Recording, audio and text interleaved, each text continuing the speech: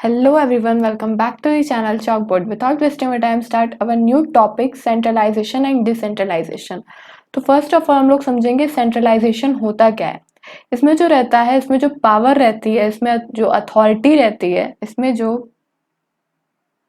Power रहती है या कह सकते हैं अथॉरिटी, वो क्या रहती है, फ्यू हैंड्स में रहती है। इसमें जो पावर या अथॉरिटी रहती है वो कुछ लोगों के हाथों में ही रहती है, डेलीगेट नहीं करवाई जाती। डेलीगेशन में क्या रहता था कि मैनेजर्स अपना वर्कलोड कम करने के लिए अपने सबऑर्डिनेट्स को जितने भी वर्क्स रहते थे वो दे देते थे with responsibility and some authority के साथ। बट इसमें क्या रहता है सेंट्रलाइजेशन में कि सिर्फ कुछ ही लोगों के हाथ में पावर या अथॉरिटी रहती है, मतलब सिर्फ टॉप लेवल के हाथ में अथॉरिटी या पावर दी जाती है। तो सेंट्रलाइजेशन रेफर करता है पावर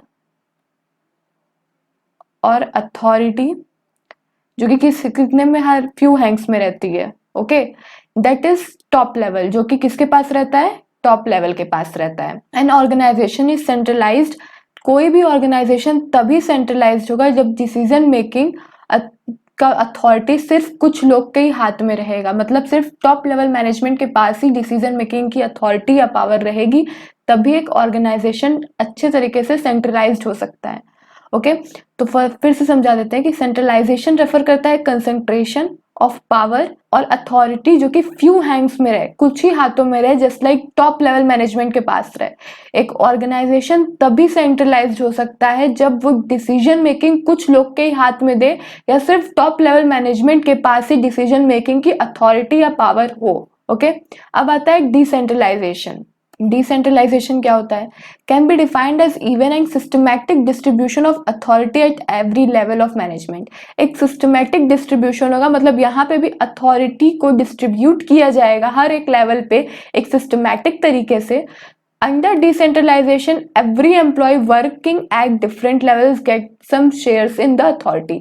हर एक एम्प्लॉय को कुछ अथॉरिटी दी जाती है ताकि वो वर्क कर पाए। ओके, सेंट्रलाइजेशन के अंदर क्या रहता था कि सिर्फ फ्यू हैंड्स में ही अथॉरिटी या पावर दी जाती थी। ओके, बट डिसेंट्रलाइजेशन में हर एक एम्प्लॉय को जो कि ऑर्गेनाइजेशन में वर्क कर रहा है, okay, under decentralization every employee जो हर एक अलग अलग लेवल पे वर्क कर रहे हैं उन्हें सम शेयर्स ऑफ अथॉरिटी दी जाती है। ओके, आगे बढ़ते हैं। फीचर्स क्या है डिसेंट्रलाइजेशन का, तो फर्स्ट ऑफ ऑल है decentralization is much more than a mere transfer of authority to lower level. बहुत ही कम मात्रा में लोअर लेवल को अथॉरिटी ट्रांसफर की जाती है। देन क्या है, it implies selective dispersal of authority, ये इंप्लाइज करता है सेलेक्टिव डिस्पर्सल ऑफ अथॉरिटी को। देन क्या है, ये शो करता है belief that possible are competent capable and resourceful. Okay, then क्या है, डिसेंट्रलाइजेशन इंडिकेट करता है कि एम्प्लॉय जो है एट मिडल और lower level can assume the responsibility for effective implementation of the decisions, क्या वो उस रिस्पॉन्सिबिलिटी को संभाल सकते हैं। ओके, तो डिसेंट्रलाइजेशन इंडिकेट करता है कि जो एम्प्लॉय है मिडिल या लोअर लेवल पे वो ये एज्यूम करते हैं कि जो responsibility for effective implementation of the decisions, उनके डिसीजंस पे वो रिस्पॉन्सिबिलिटी निभा सकते हैं। तो ये डिसेंट्रलाइजेशन के क्या थे, फीचर्स थे। देन क्या है, रिलेशन क्या है डेलीगेशन और डिसेंट्रलाइजेशन, क्योंकि डेलीगेशन और डिसेंट्रलाइजेशन दोनों एक ही है। उसमें भी डेलीगेशन में एक नहीं कह सकते हैं, बट डेलीगेशन क्या है, डिसेंट्रलाइजेशन एक एक्सटेंशन है डेलीगेशन का। ओके, तो डेलीगेशन में हम लोग रिस्पॉन्सिबिलिटी और अथॉरिटी एक कैपेबिलिटी देख के, स्किल्स देख के ट्रांसफर करते हैं। ओके, डिसेंट्रलाइजेशन में भी वही होता है। तो डिसेंट्रलाइजेशन क्या है, एक्सटेंशन है किसका, डेलीगेशन का। In delegation we multiply the authority, delegation के अंदर हम लोग अथॉरिटी को multiply with two, whereas in decentralisation the authority is multiplied, जो अथॉरिटी होती है वो मल्टीप्लाइड हो जाती है, मतलब by many because systematic delegation taking place, ताकि एक सिस्टमैटिक डेलीगेशन प्रोसेस हो सके हर एक लेवल पे। Okay, will result in evenly distribution of authority and responsibility at every level and result in decentralisation. यदि if delegation is restricted to certain levels, अगर delegation नहीं हुआ सर्टेन लेवल पे, तब क्या होगा, कोई भी अच्छे तरीके से डिसेंट्रलाइज नहीं हो पाएगा कोई भी organization. if delegation is restricted to certain levels only, then there will be no complete decentralization also. एक ऑर्गेनाइजेशन में अगर अच्छे तरीके से डेलीगेशन नहीं हो पाया, डेलीगेशन को ही रेस्ट्रिक्ट कर दिया गया, तो उस ऑर्गेनाइजेशन में डिसेंट्रलाइजेशन अच्छे तरीके से नहीं हो पाएगा। No complete decentralization in organization. Then क्या है, delegation is necessary in every organization. जो डेलीगेशन का प्रोसेस है वो हर एक ऑर्गेनाइजेशन में मस्ट इंपॉर्टेंट है, बट डिसेंट्रलाइजेशन को ऑप्शनल में रखते हैं। Delegation is an essential part. जो डेलीगेशन होता है वो एक क्या है, इसेंशियल पार्ट है किसका, हर एक ऑर्गेनाइजेशन का। डेलीगेशन एक इसेंशियल पार्ट है हर एक ऑर्गेनाइजेशन का। No organization can work without using the concept of delegation. ऐसा कोई ऑर्गेनाइजेशन नहीं है जो डेलीगेशन का कॉन्सेप्ट लेके ना चले। हर एक ऑर्गेनाइजेशन में मैनेजर होता है जो कि अपने वर्कलोड को कम करने के लिए, ताकि वो दूसरे वर्क पे अच्छे से फोकस कर पाए, उस वर्क को अपने सबऑर्डिनेट्स को दे देता है ताकि वो दूसरे वर्क पे फोकस कर पाए। तो हर एक ऑर्गेनाइजेशन में without using the concept of delegation ऐसा कोई भी ऑर्गेनाइजेशन नहीं है जो वर्क कर पाए, ठीक है। As there is no individual who can do all the work himself only. ऐसा कोई भी इंसान नहीं है, ऐसा कोई भी ऑर्गेनाइजेशन में आदमी नहीं है जो एक सारा काम खुद ही करता हो। वर्क डेलीगेट होते हैं पर्सन्स को।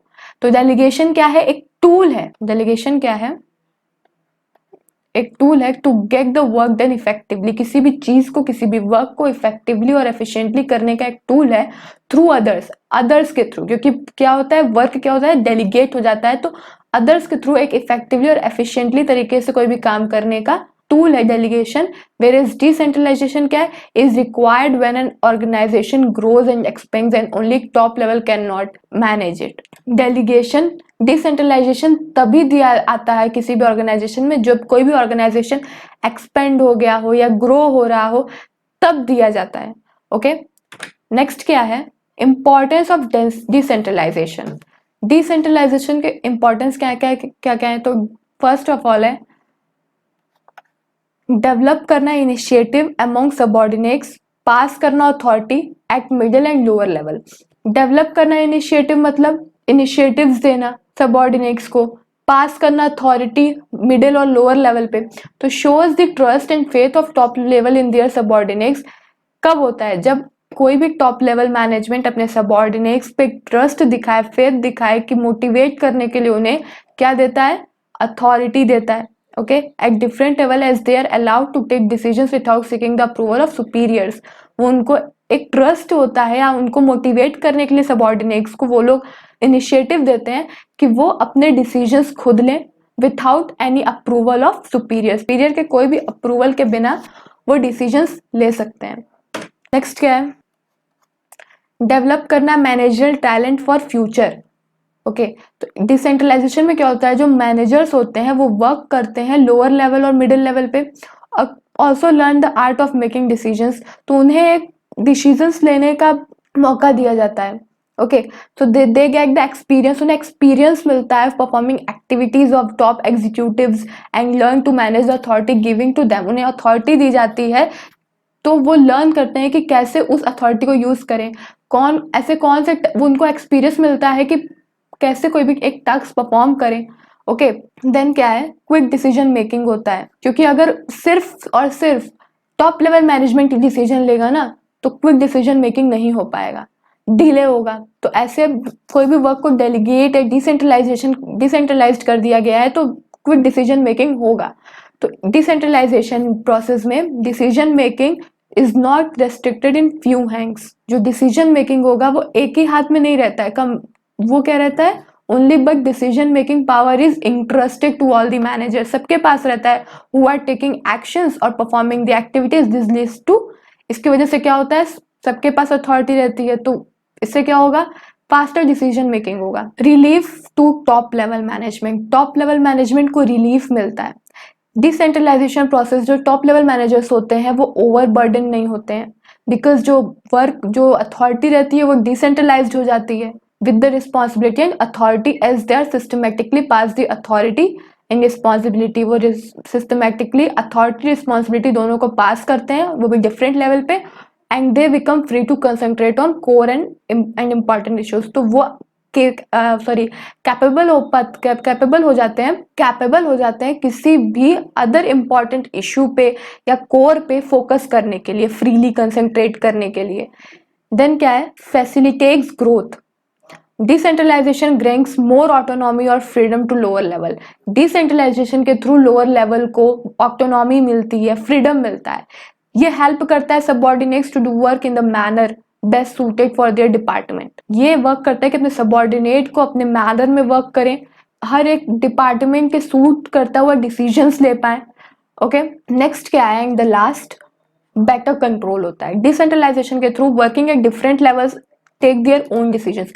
अलग अलग लेवल पे लोग अपने तरीके से डिसीजंस ले सकते हैं, अपने डिसीजंस ले सकते हैं, and they are personally accountable for their decisions. और वो जितने भी डिसीजंस लेंगे वो उस डिसीजन के पर्सनली अकाउंटेबल होंगे, जवाबदाही होंगे।